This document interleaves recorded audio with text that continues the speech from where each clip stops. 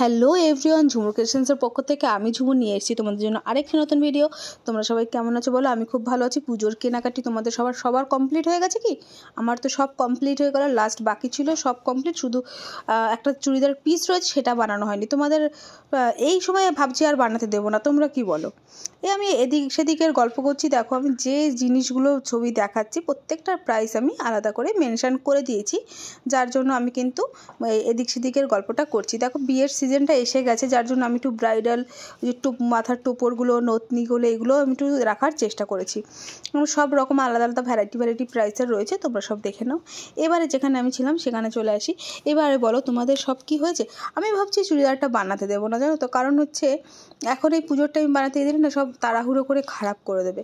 যার জন্য আমি ভাবলাম এটা আমরা যেহেতু চন্দননগরে থাকি, আমাদের তো জগদ্ধাত্রী পুজোটা রয়েই গেছে।